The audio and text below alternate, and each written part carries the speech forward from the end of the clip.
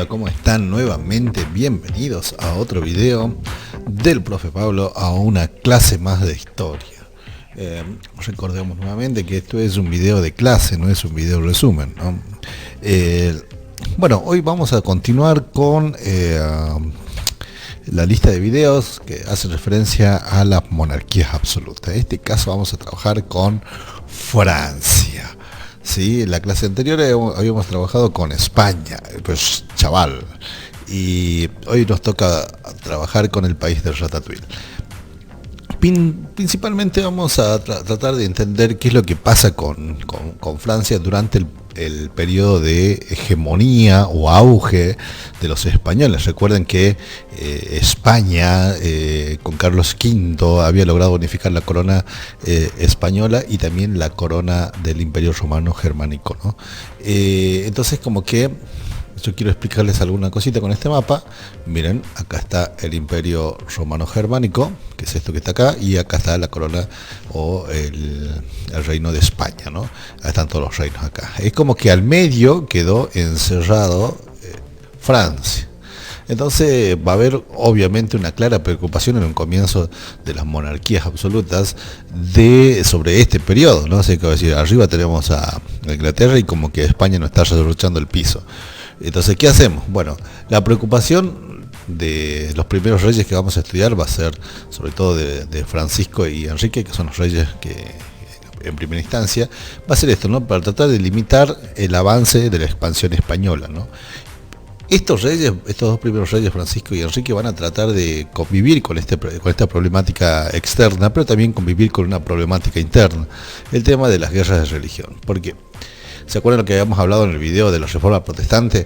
Los hugonotes, ¿sí?, que eran protestantes, que seguían a Juan Calvino, habían empezado como su revolución, ¿no? Ellos tratando de poder perseguir a todos aquellos que no eran protestantes, muy al estilo muy radical de la Reforma Protestante, lo cual creo que Lutero nunca tal vez habría estado de acuerdo con esto. Y es como que ellos en un comienzo van a tratar de ir contra todos los católicos, ¿no? Entonces así se inician la guerra de religión. ¿Qué es lo que tenemos que tratar de entender de estas guerras de religión? En un comienzo, la persecución que sufren los católicos va a ser liderada por la Casa de Guisa, una familia de la nobleza francesa, ¿no? Estos conflictos van entre el 60 y el 90, si no mal recuerdo, estamos hablando del siglo XVI, y con algunos intervalos de paz, ¿sí? Como que este conflicto estaba y no estaba, ¿no? Pero en un comienzo la idea era tratar de tranquilizar. Estos reyes van a tratar de tranquilizar, de apaciguar las aguas, y se va a celebrar un matrimonio entre Margarita de Valois, hermana del rey francés Carlos IX, y Enrique de Navarra, que es un miembro de la Casa de Borbón, que es el dirigente principal de los hugonotes. O sea que como que tratando de casar a una católica con uno de los hugonotes, ¿no? Para poder en cierta medida firmar la paz. Pero como es la historia bien astuta y cizañosa, acaba de ocurrir una cosa muy interesante. Perdón que diga muy interesante. Como que esta boda está todo bien, ¿no? Pero el momento en el que se van a casar, que es una noche que se llama la noche de San Bartolomé, los hugonotes que estaban en París estaban asistiendo a la celebración, todos confiaditos, todo bien, sí, por fin, está todo bien. Y bueno, los esperaban ahí unos cuantos, esperando a los hugonotes, y los mataron. Todos los que fueron a la celebración fueron ejecutados. Se calcula que alrededor de unos 10.000 hugonotes fueron asesinados en toda Francia. Entonces como que esto despertó los ánimos de los hugonotes y chao, paz, ¿no? De nuevo a la guerra. Algunos dicen que esto fue tramado por la madre de Catalina de Medici, perdón, la mamá de Carlos IX, que es la Catalina de Medici, fue tramado por ella, ¿no? Y que en cierta medida todo esto va a elevar los niveles de violencia en las guerras de religión, ¿no? Toda esta violencia va a estar enardecida hasta que llegue el señor Enrique IV. Hola, soy Enrique IV, ¿cómo están? ¿Todo bien? Sí, voy a tratar de calmar toda la guerra, ese desastre que se armó por la matanza de los hugonotes. Enrique IV va a tratar de calmar las aguas, pero Enrique IV es Borbón, y recuerden lo que dije yo de los Borbones, ¿sí? Cuando hablamos de Enrique de Navarra. Este Enrique, al ser Borbón, es protestante, es miembro de los hugonotes, ¿sí? Entonces, como es protestante, como que no va a ser reconocido por el Papa. ¿Cómo que no? Y entonces, ¿quién lo corona? Bien, entonces, al no ser reconocido por el Papa, en un momento se va a decidir convertirse al catolicismo él, ¿sí? Pero ¿con qué fin?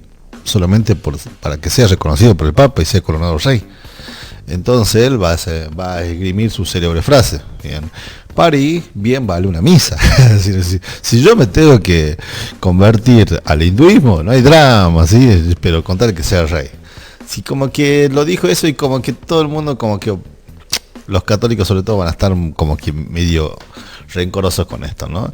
Y entonces, ¿qué es lo que va a hacer? En un edicto, él va a celebrar la libertad de culto y le va a permitir a los hugonotes, a través de esto, la libertad de culto y la posibilidad de poder también tener algo interesante, fortificaciones para evitar los conflictos de carácter religioso. Entonces, como que le está tratando de beneficiar a los hugonotes en ese sentido, ¿no? Por otro lado, también él va a iniciar algo muy importante, sobre todo para más adelante, para la historia española. Ustedes ya van a saber, más adelante lo vamos a ver. Pero va a iniciar el periodo de la dinastía Borbón en Francia. Y como que los Borbones van a acceder al poder en este sentido, ¿no? Por otro lado, va a empezar a hacer como una serie de alianzas internacionales para beneficiar principalmente a Francia. Recuerden que todavía están cercados por España, ¿no? El objetivo principal también de su reino va a ser como que limpiar la burocracia estatal, ¿sí? Tratar de sacar todo aquello que estorbe, aquello incompetente dentro de la burocracia, ¿no? Pagar también la deuda pública, impulsar un poco la agricultura a través de nuevos cultivos o de conseguir nuevas tierras fértiles. Entonces, como que el tipo fue un buen rey, ¿no? Pero él no va a ser el ejemplo del rey, sino que vamos a tener otro ejemplo de rey, ¿no? El Estado absolutista como que toma su ejemplo, su más grande ejemplo, de un rey francés. ¿De quién? Bueno, de el señor Luis XIV. Él va a ser, qué mal que soy con el mouse, lo sigo diciendo y lo repito, soy un desastre con el mouse. Hablamos de Luis XIV. Pero bueno, para entender cómo asciende Luis XIV necesitamos hablar de Luis XIII, el que estaba anterior. No hay 13 sin 14. Bueno, el Luis XIII va a iniciar el proceso de concentración del poder en España gracias a la intervención del cardenal Richelieu, ¿sí? Capaz que algunos lo conocen o tal vez se acuerda un poquito de él. Creo que aparece en las figuras de las novelas de Los Tres Mosqueteros. Sí, entonces como que ese cardenal va a tratar de centralizar el poder de la corona, tratar de destruir la fortaleza de los nobles y tratar de eliminar algunos privilegios políticos y religiosos que tenían los hugonotes. Entonces como que va a ir concentrando el poder de alguna manera en la corona, ¿no? Va a tratar de poner límite al poder de los Habsburgo y bueno, va a intervenir en la guerra de los 30 años. ¿Pero por qué? ¿Qué es la guerra de los 30 años? Bueno, la guerra de los 30 años se estaba realizando entre los protestantes y católicos, y va a intervenir del lado de los protestantes. ¿Para qué va a intervenir? Bueno, para limitar el poder de los Habsburgo, ¿sí? En ese sentido es como que va a favorecer a ¿quién? Bueno, a estos principados que estaban ¿se acuerdan? En el reino romano germánico, y de esa manera también va a limitar un poquito el poder de los españoles. Por otro lado, cuando muere el cardenal Richelieu, sí, que es esta imagen muy elocuente, tiene que pasarse el trono de Luis XIV al señor de Luis XIII al señor Luis XIV. Pero acá hay un problemita, ¿no? Cuando mueren estos dos, Luis XIV es muy chiquito como para gobernar. Es entonces que tiene que gobernar su madre, ¿sí? Pero su madre como que no tiene tanta autoridad y no sabe tanto de gobierno, sí sabe, pero como que va a ser interpelada por el cardenal Mazzarino. Mazzarino es este tipo que ven acá, ¿sí? Que ven acá, tipo refachero, con ese bigote y esa barbita muy al estilo Mambrú. Él es el que va a empezar a gobernar en ese sentido. ¿Qué es lo que va a hacer el cardenal Mazzarino? ¿Sí? Mazzarino va a tener que enfrentarse primero a las pretensiones de los parientes del rey, porque el rey es menor.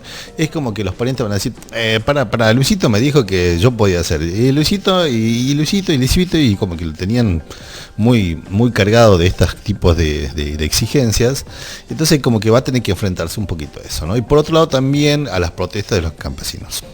¿Por qué las protestas de los campesinos? Bueno, la guerra de los 30 años que yo lo comentaba, que había iniciado el cardenal Richelieu, bueno, ese cardenal, esa guerra tuvo un gasto muy importante. Y bueno, el cardenal, para poder solventar esos gastos de guerra, tuvo que recurrir a algo que tal vez molestó a todo el mundo: subir los impuestos, como ahora. Bueno, subieron los impuestos, pero no solamente subieron los impuestos para los campesinos, para los nobles también.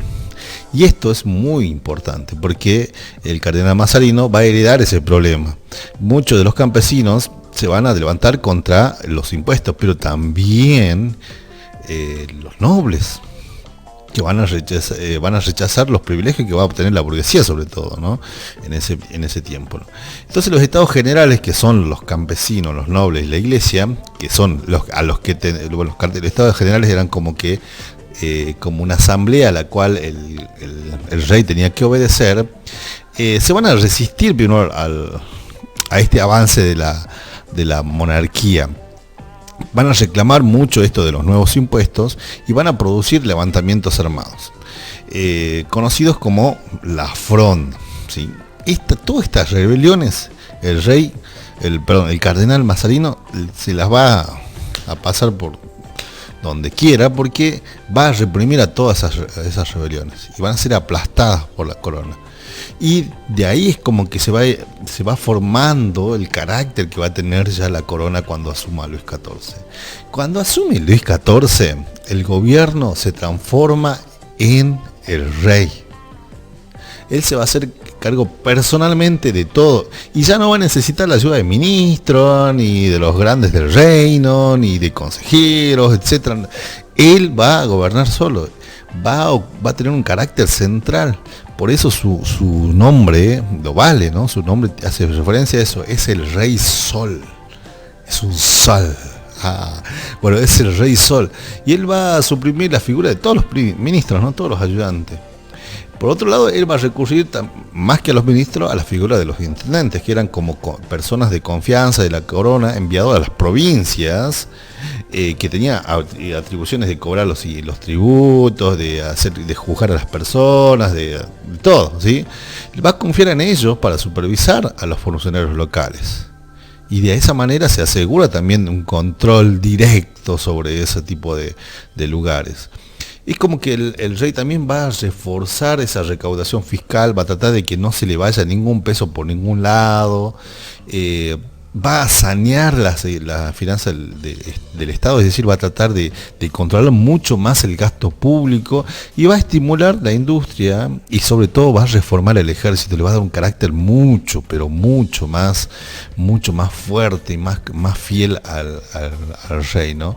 Y una de las medidas que más importantes toma el señor Luis XIV es mudar el palacio que antes se encontraba en París, ¿sí?